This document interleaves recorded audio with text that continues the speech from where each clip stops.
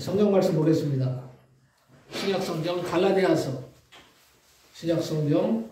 갈라디아서 2장 20절부터 20절 한 절만 봅니다.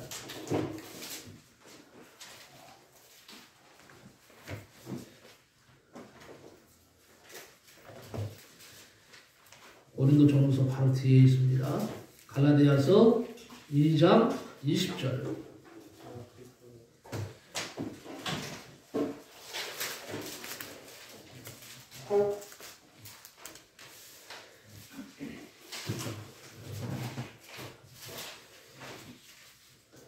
신약성경 303쪽입니다. 갈라디아서 2장 20절. 다 찾으신 줄 알고 한 목소리로 우리 합독을 하겠습니다. 다 같이 찾으신 줄 알고 시작.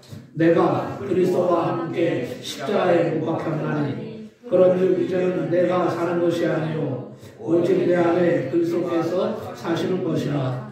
이제 내가 육체 가운데 사는 것은 나를 사랑하사 나를 위하여 자기 자신을 버리신 하나님의 아들을 믿음 안에서 사는 것이라. 아멘.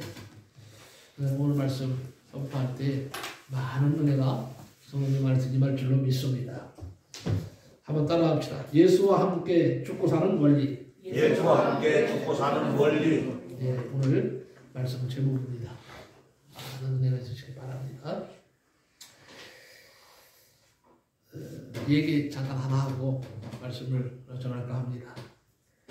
이번에 어떤 목사님이 또 보내오셨어요.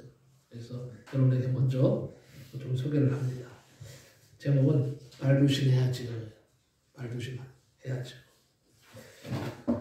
엄마랑 초등학교 다니는 어떤 딸아이가 교회를 가게 됐습니다. 가는 길에 이 딸아이가 얼마나 장난을 심하게 치는지 엄마가 그냥 화가 났어요. 엄마는 순간 화를 버럭 냈습니다. 야, 지랄 좀 그만해! 하고 소리를 쳤습니다. 그리고 교회에 도착했는데 마침 목사님이 마중 올라와 계셨어요. 목사님은 엄마를 따라온 이 초등학교 아이를 보면서 너무 기뻐서 아이의 머리를 쓰다보면서 말씀을 하십니다. 얘야, 교회 오는데 몇 분 걸리니? 하고 물었답니다. 아이가 대답을 합니다. 예, 지랄하면 20분 걸리고요. 지랄 안 하면 10분 걸려요.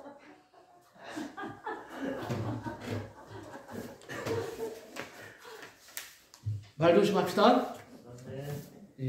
본받아요. 예수와 함께 죽고 사는 생활 원리. 참 중요한 말씀입니다. 2000년 기독교 역사에서 가장 그리스도인답게 예수 믿는 사람답게 살아가는 한 사람이 있습니다. 바로 그분이 사도 바울일 것입니다. 그분은 모든 그리스도인들이 존경하고 흠모하는 그리스도인의 모델이라고 할 수가 있습니다. 이 사도 바울이 그렇게 모든 그리스도인들이 흠모하는 그리스도인이 된 것은 그가 그리스도를 본받아 일생을 살았기 때문이라고 말을 합니다. 우리가 사실 사는 것은 주님의 은혜이고 우리가 주님을 본받아서 일생을 살아가는 것 아니겠습니까? 오늘 본문은 예수 그리스도를 본받는 가장 핵심적인 말씀이에요. 그리고 기독교 교리의 최고봉이라고 할 수 있습니다. 그리스도와 함께 죽고 사는 이 생활 원리를 이 한마디 오늘 갈라디아서 2장 20절에 다 말하고 있어요. 그렇기 때문에 중요한 겁니다. 그리스도의 연합을 말하고 있습니다. 사도 바울이 위대한 사도가 된 것은 두말할 것도 없이 예수님과 연합했기 때문에 가능했겠죠. 우리가 사람답게 사는 길을 많이 찾습니다. 세상 사람들도 사람답게 사는 법이라는 책도 내고 사람답게 사는 법은 이런 것이다 하고 제시도 합니다. 그런데 성경은요, 진짜 사람답게 사는 길은 딱 한 가지밖에 없다 그랬어요. 예수님과 하나가 된 것이다. 예수님과 연합하는 것이다. 이렇게 선언을 하고 있습니다. 참 인간으로 오신 예수님의 연합에서 우리가 연합하여서 또 예수님처럼 생각하고 예수님처럼 행동하고 예수님처럼 모든 삶을 이어갈 때에 그 사람이 바로 사람답게 사는 존재가 됩니다. 그런데 어떤 사람도 자기 스스로요 사람답게 살 수가 없게 되어 있습니다. 접붙임이 있어야 된다고 하는 말입니다. 접붙인다. 우리가 농사를 짓는 분들은 접붙인다는 말을 압니다. 가수원지기들은 접붙인다는 것이 얼마나 중요한 줄을 압니다. 한 해에 열매가 잘 맺히지 않는 나무가 있다면 열매 잘 맺는 나무에 젖을 붙입니다. 접붙입니다. 좋은 열매 맺는 나무를 접붙인다. 그러면 그 다음에 몇 년이 지나면 그 열매 맺지 못하는 나무도 아름다운 과실을 맺게 됩니다. 우리는 한마디로 말하면 예수님과 연합했고 예수님에게 접붙임 바 된 하나님의 사람들입니다.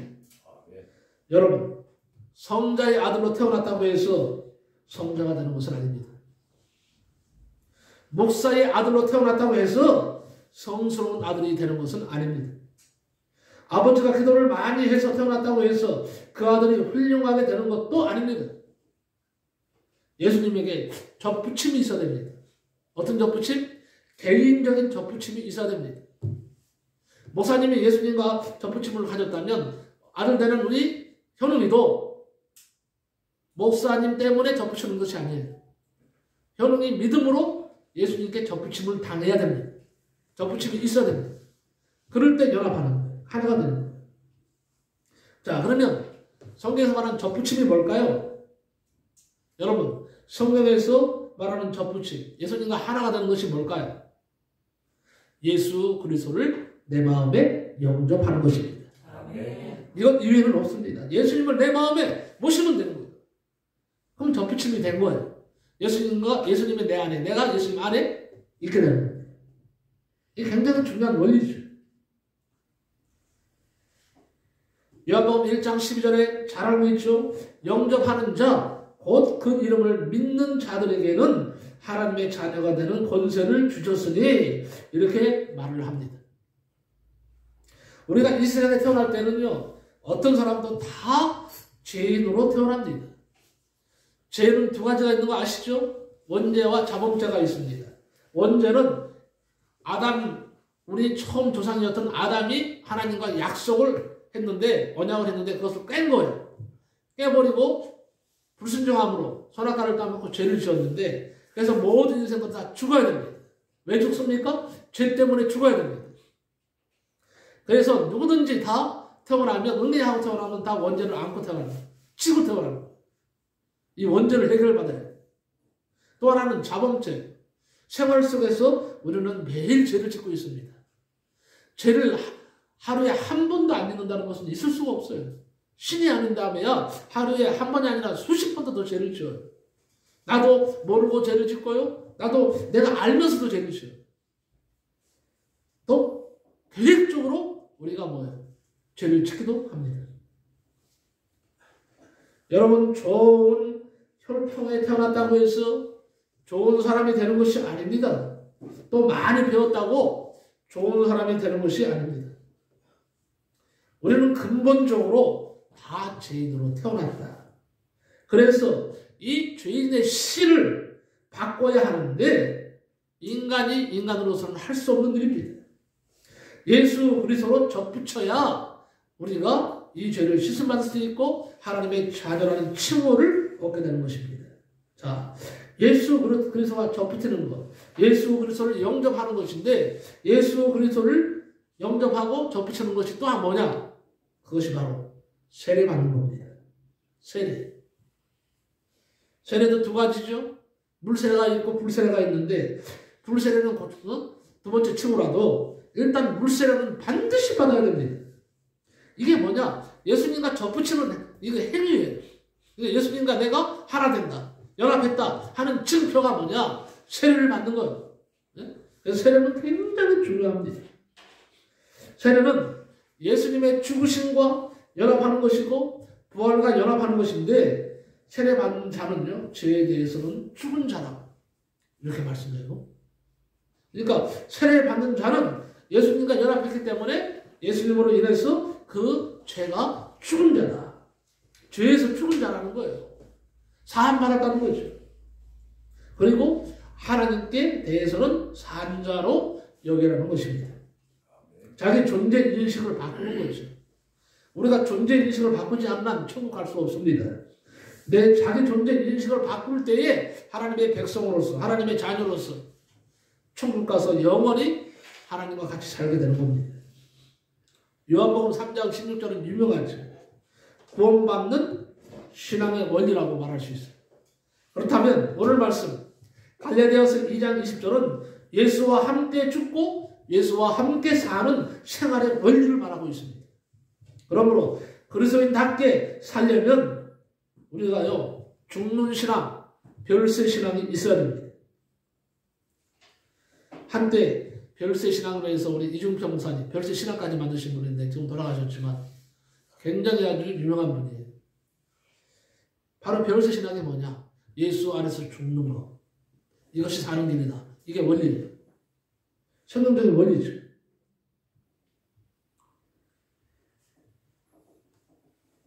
그러면 예수 믿고 구원 받은 자는 어떻게 사느냐? 이렇게 생각하면 되겠어요. 내가 육체를 가지고 살지만 나를 사랑하사 나를 위하여 자기 몸을 버리신 하나님의 아들을 믿는 믿음으로 나는 삽니다. 바로 이거예요. 별세는 뭡니까? 한 세상을 떠나서 다른 세상으로 가는 것을 별세라고 합니다. 그래서 어떤 면에서는 과거의 옛 자아는 죽고 새로운 세상을 사는 것입니다. 사도 바울은 주님과 함께 살기 위해서 오늘 말씀을 보니까 이 세 가지 원리를 말씀하고 있습니다.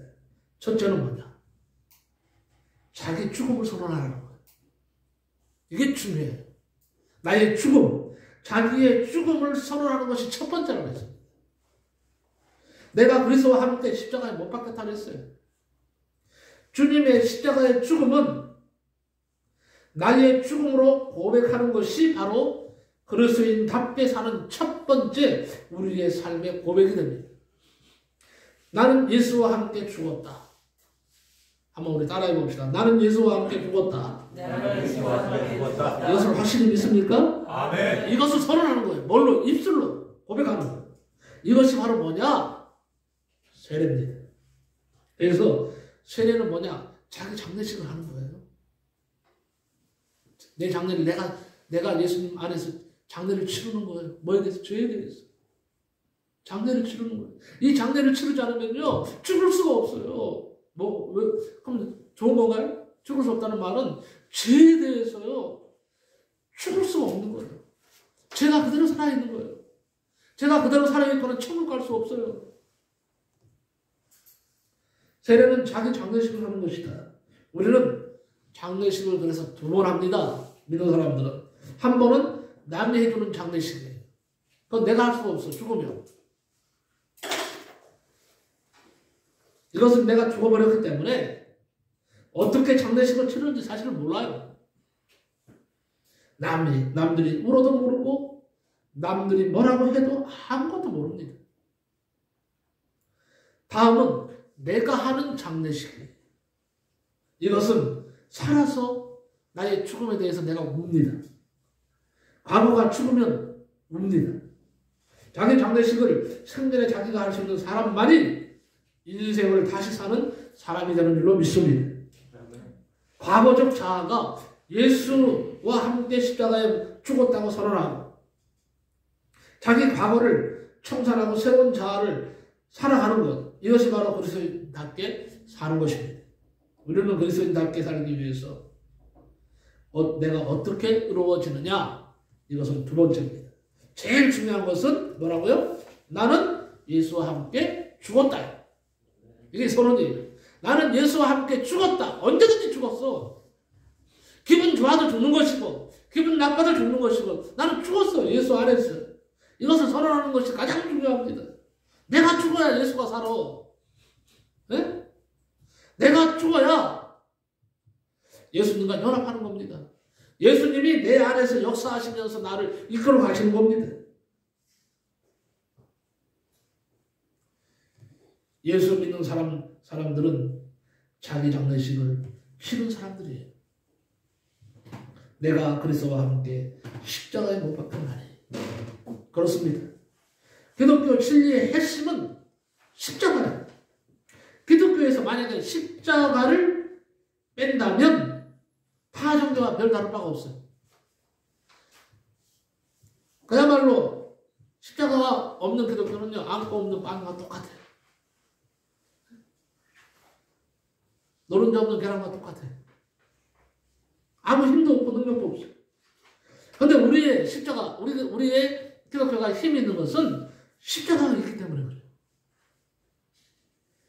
기독교를 타 종교와 명확한 선을 긋게 하는 것이 바로 십자가입니다. 다른 어떤 종교에도 십자가가 없습니다.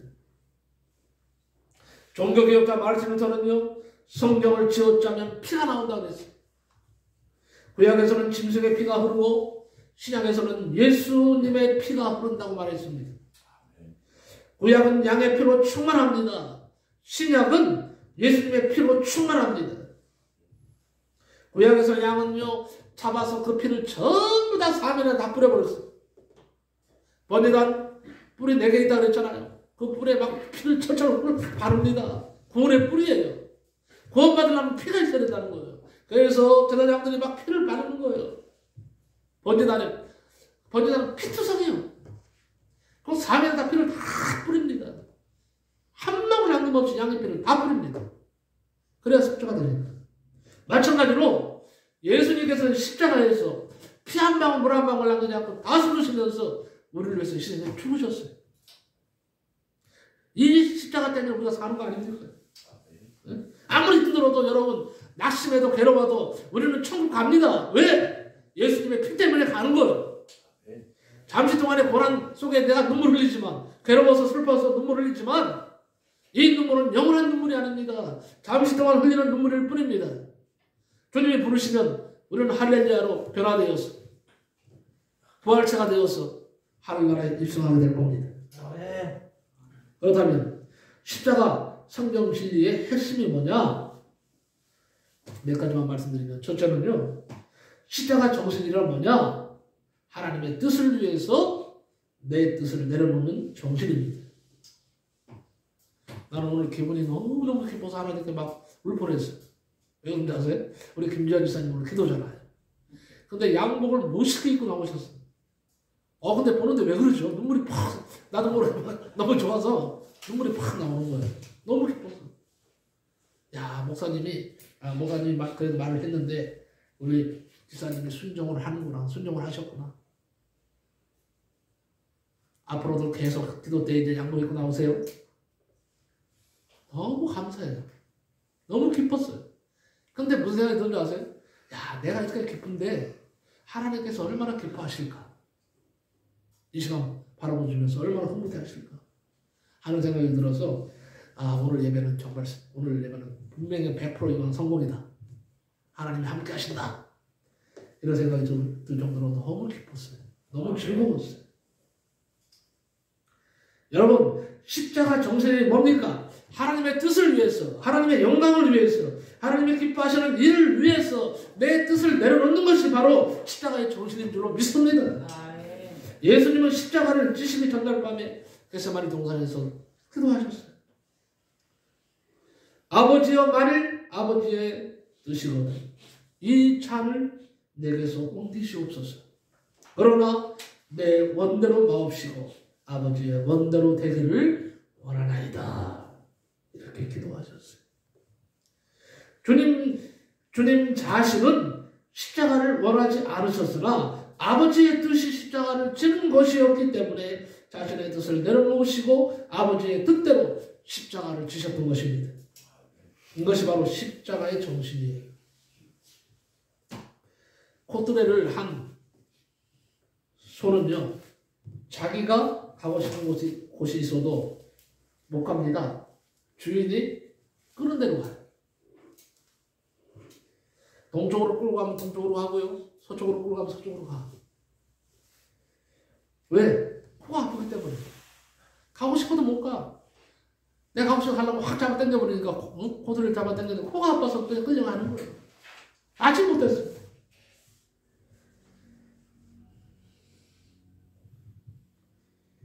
마찬가지입니다. 십자가를 본받는 생활이 바로 그런 거예요. 우리가 내가 하고 싶은 일이 있습니다. 내가 하고 싶은 건 맞습니다. 그렇지만 내가 하고 싶은 일, 내가 하고 싶은 곳이 있어도 내 뜻을 내려놓고 주님이 원하시는 일, 주님이 원하시는 곳을 선택하는 것이 바로 십자가 정신이에요.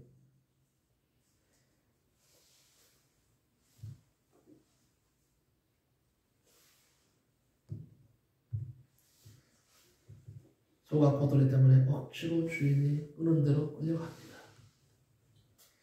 소에게는 선택할 수 있는 의지가 없지만 그리스도인들은 주님의 뜻이 알아지면 예수님께서 스스로 자신의 뜻을 포기하고 아버지의 뜻을 선택하는 것입니다. 그런 것처럼 우리가 하나님을 스스로 선택하게 되는 거예요. 우리는 생활 속에서 하나님의 말씀 속에서 하나님이 원하시는 것이 무엇인지 분명히 드러났지만 내 자신이 원하는 것과 다르기 때문에 갈등을 할 때가 얼마나 많습니까? 또 성령께서 감동을 주신 일과 나 자신이 원하는 것이 다를 때가 있어요. 이럴 때에 내가 원하는 것을 내려놓고 하나님의 말씀과 성령의 감동을 따르는 것이 바로 십자가 정신으로 사는 것입니다. 두 번째는요, 십자가 정신이 뭐냐? 타인을 위해서 나를 희생시키는 정신이에요. 타인을 위해서 나를 희생시키는 정신.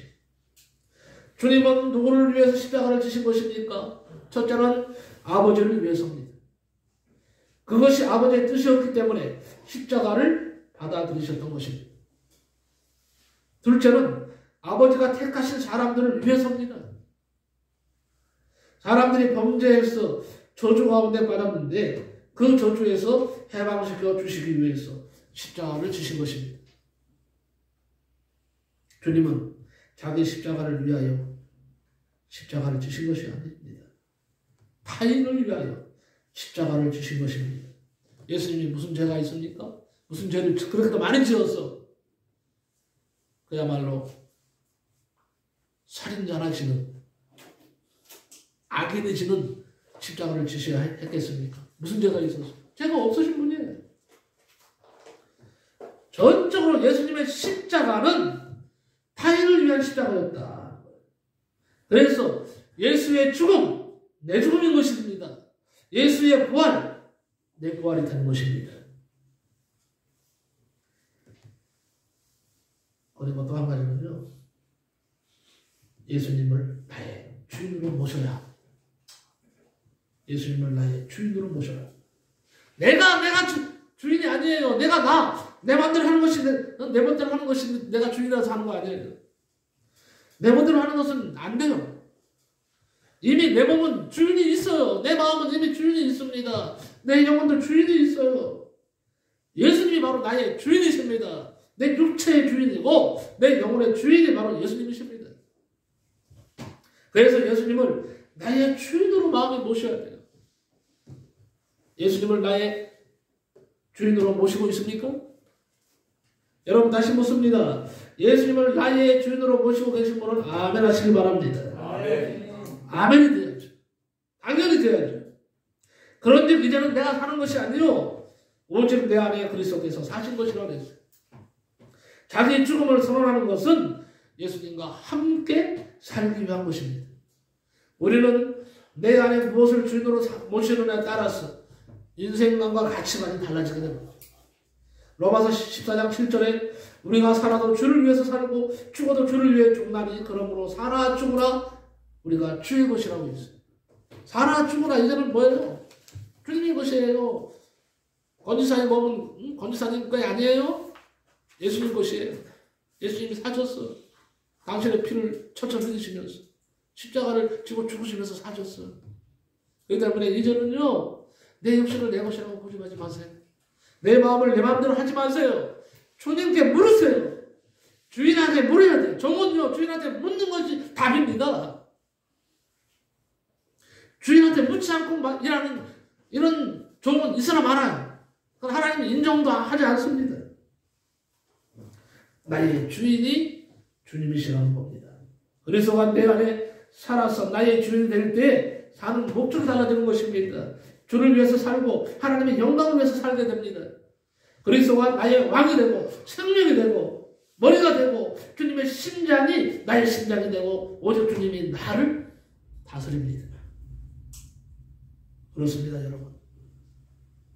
이제 나의 생명도 주의 것이요, 나의 사업도 주님의 것이요, 나의 자녀도 주의 것이요, 나의 재산도 주의 것으로 고백하고 사십시다. 아멘. 우리는 더 이상 예수님을 나그네로 모셔서는 안 됩니다. 예수님을 나그네 취급해서는 안 됩니다. 주님을 나의 삶의 주인으로 모셔야 돼요. 주님을 나의 집에 잠시 다녀가시는 낯선분으로 영접해서는 안 됩니다. 나의 모든 것을 주재하시는 주님으로 모셔야 됩니다. 주님, 예수와 함께 죽고 예수와 함께 산 사람은 세상적으로 살 권리가 없어요. 세상에 대하여 죽었기 때문입니다. 이제는 하나님에 대하여 살 권리와 의무만 있을 뿐입니다. 마지막으로 세 번째는요, 어떻게 십자가 정신은 뭐냐? 어떻게 사는 것이냐? 믿음 안에서 살아야 합니다. 아멘. 믿음 안에서 사십시오. 하나님의 아들을 믿는 믿음 안에서 사는 것이라 그랬어요. 마태복음에 예수님으로부터 큰 믿음을 가졌다고 칭찬을 받은 사람이 두 사람이 있습니다. 그런데 그 두 사람이 다 유대인이 아니라 이방인이었습니다. 한 사람은 마태복음 8장에 나오는데 가버나움의 백부장입니다. 백부장은 유대인이 아니었어요. 로마 사람이었어요. 이방인이었어요. 그를 향하여 예수님이 이렇게 말씀하셨습니다. 10절에 보면, 마태복음 8장 10절에 보면요, 예수께서 들으시고 비히 여겨 오는 자들에게 이르시되 내가 진실로 너희에게 이르노니 이스라엘 중 아무에게서는 이만한 믿음을 만나보지 못하였노라 그랬어요. 그리고 마태복음 15장에 보면 가나안 여인에게 여자여 내 믿음이 크도다 이렇게 칭찬하셨어요. 이 가나안 여인도 이방 여인이었습니다. 그런데 큰 믿음의 반대는 뭡니까? 작은 믿음이에요. 자, 작은 믿음인데 예수님으로부터 적은 믿음을 가진 자라고 우정을 받은 사람들이 있습니다. 누굴까요? 여러분 누구 같아요? 아니에요. 바리새인도 되겠죠. 오늘 좀 쇼킹한 얘기를 좀 하려고 해요. 누굴까요? 네? 마르다도. 그렇죠. 마르다도 책망 들었죠. 근데 제가 듣고 싶은 답은 그게 아닙니다.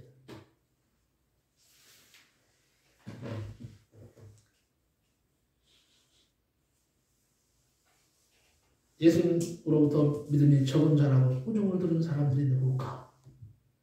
예수님을 사랑하는 제자들이었습니다. 이게 나 쇼킹한 거예요. 이방인들은 큰 믿음을 가져서 칭찬을 들었는데 정작 예수님을 따르고 예수님을 사랑한다고 하는 제자들은 작은 믿음이라고 책망을 2번이나 들었습니다. 아니 3번도 더 들었습니다. 이게 우리를 아프게 하는 거예요. 자, 봅시다. 마태복음 8장에 보면요, 바다에 큰 광풍이 일어나서 풍랑이 배가 뒤집힐 지경이 됐어요. 위험해질 때에 제자들이 두려워하였고 극대하는 고물에서 주무시는 예수님을 깨웠습니다. 그때 예수님이 제자들을 향해서 말씀하시는 것이 바로 어찌하여 무서워하느냐 믿음이 적은 자들아. 그러니까 적은 믿음의 소유자는 예수를 믿으면서도 주위 환경을 보고 무서워하는 자들입니다. 여러분, 환경을 뛰어넘는 것이 믿음입니다.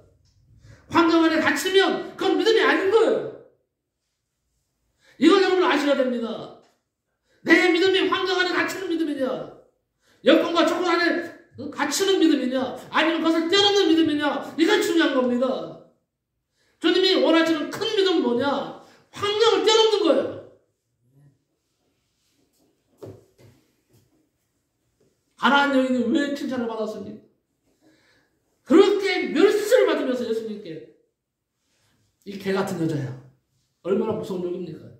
개 같은 여자, 개 같은 여자요. 그랬더니요, 이 여인이 하는 말이 주여 맞습니다. 그러나 개도 주인이 주는 부스러기를 먹나이다. 주인의 상에 떨어지는 이 보물을 먹는다는 거예요. 그럼 나한테 그 예수님의 작은 그런 보물이라도 떨어뜨려 주시면 내가 개같이 먹겠다는 거예요. 받아먹겠다는 거예요.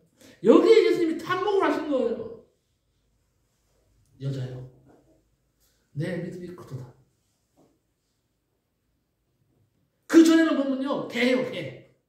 완전 여인을 개로 취급합니다. 개.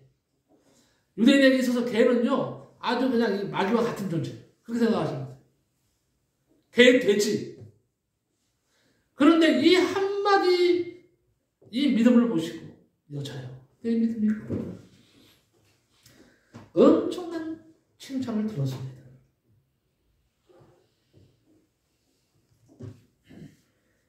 그런데 예수님의 제자들은 그렇지를 못했어요.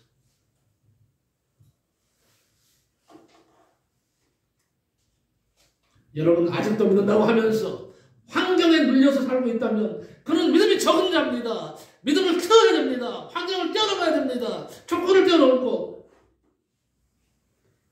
주님 앞으로 나아가는 겁니다.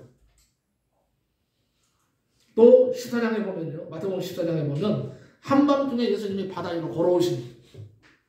베드로가 예수님의 것을 확인하고는 좋아서 예수님 나로 물 위로 바다 위로 걸어가게 하소서 그랬어요. 걸어와라 그랬어요.